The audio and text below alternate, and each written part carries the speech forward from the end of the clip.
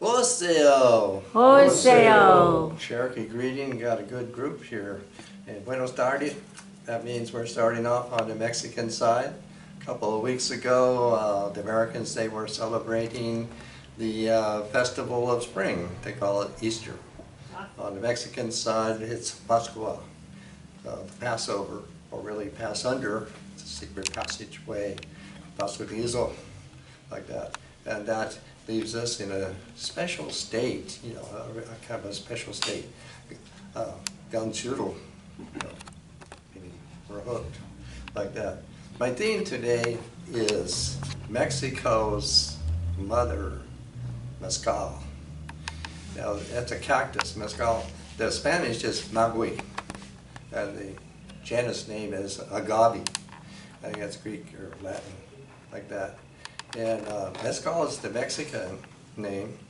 When I was in Oaxaca, they call it pachuga. So different varieties of that, like that. So that's really the way I'm going here. And my centerpiece here, let me show you this.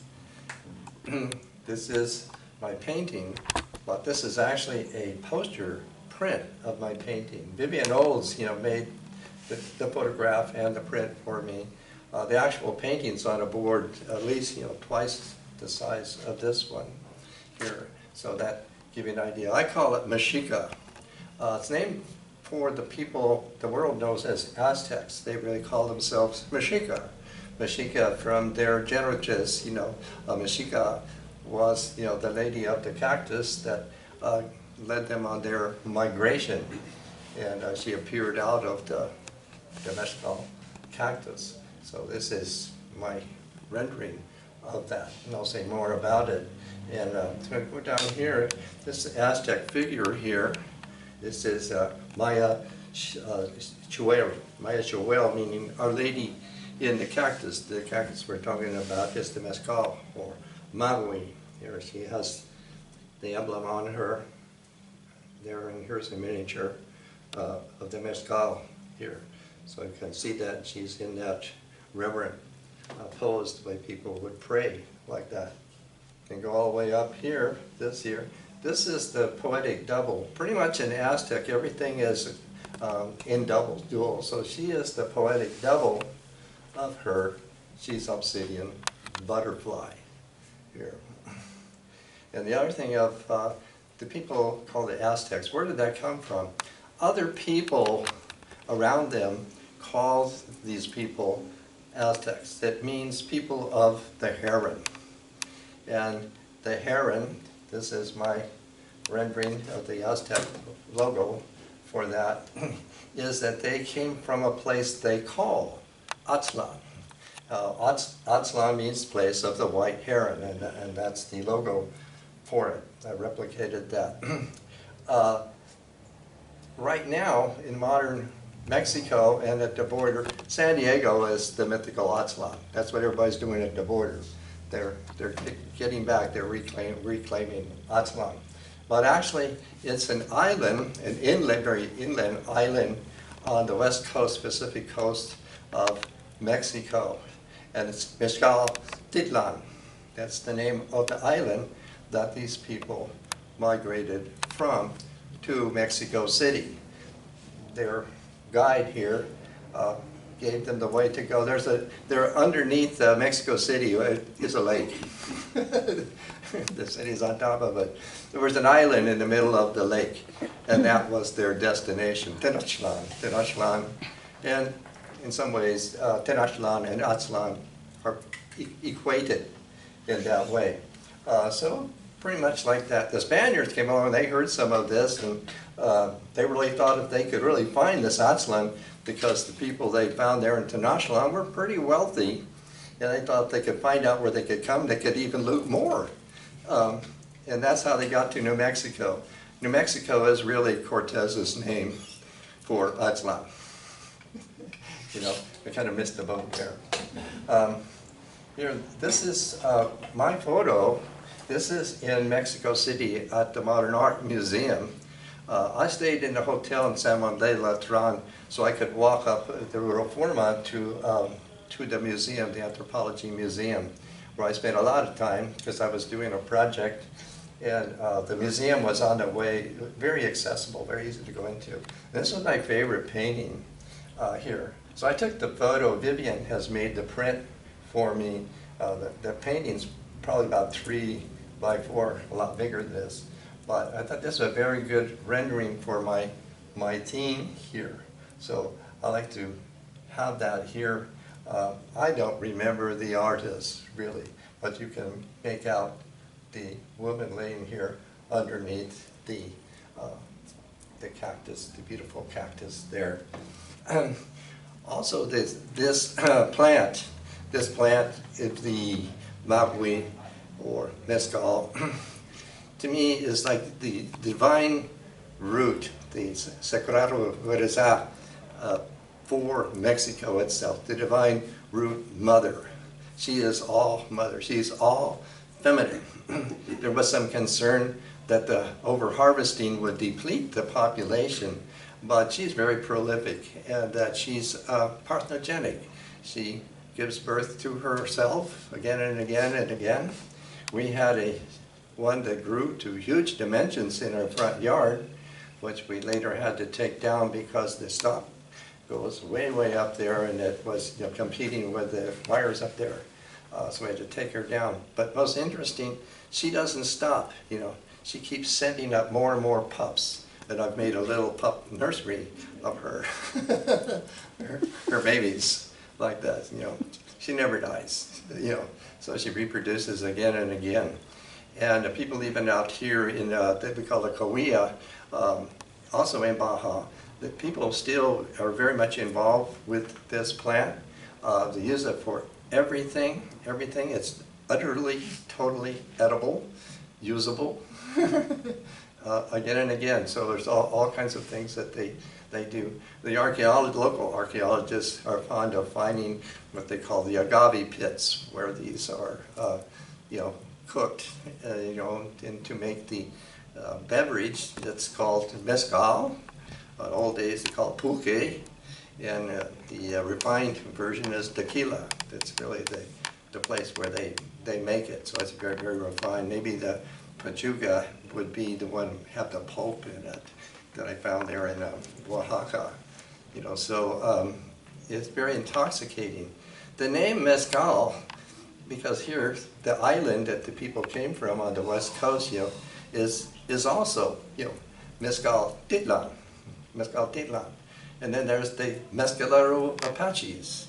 And then the same state that the island is in is Nayarit. And those people are the Huichols. And the Huichols are famous for 2 things, yarn paintings and peyote. And the peyote they call mescal also. And in Carlos Castaneda's teachings of Don Juan, he has a character in there he calls mescalito. So all in all, it would look like that the uses of this word mescal would be mystical, mystical, a kind of something mystically spiritual, I think is all of that. And along with all the uses of this plant is also cordage, that they really did weave it. Now, last time I presented, the image of the Virgin of Guadalupe that sent her there to Mexico City. I saw it up close personally, and it's a colonial product. It certainly is Catholic, even though she is, the main character of the whole country of Mexico. But basically, why I mention it, because it's the way the legend goes, is that the native Mexican guy there, he had a poncho like that, and the poncho was woven from the maguey fibers there, and the roses. He brought the roses to the Catholic official, and showed him, and supposedly that made the image of Guadalupe on his poncho there. Up close, I could see it. It's dark, but that's why I'm showing it. See this here? This is a trump line. This is from Baja, the pipe like that, made of that fiber.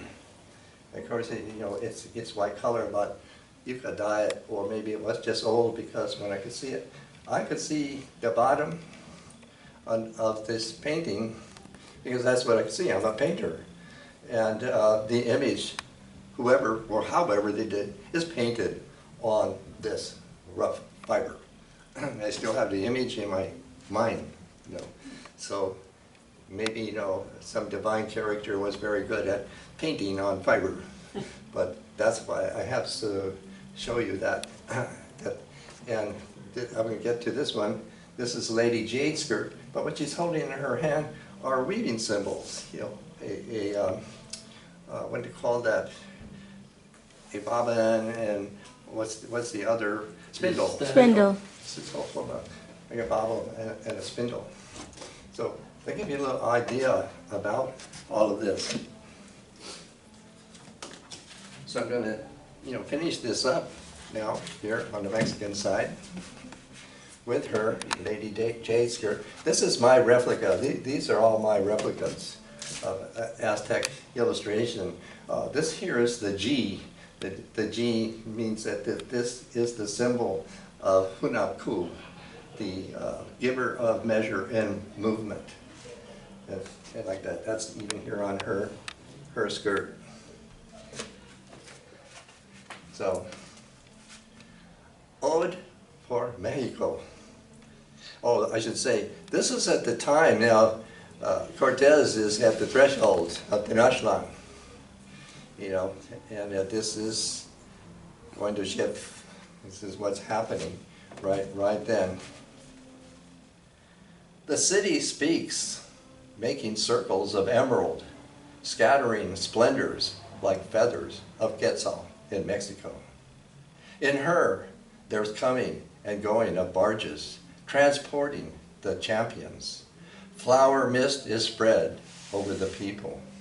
Oh, it is thy house, thou giver of life. Thou reigns here. In Anahuac is thy song heard.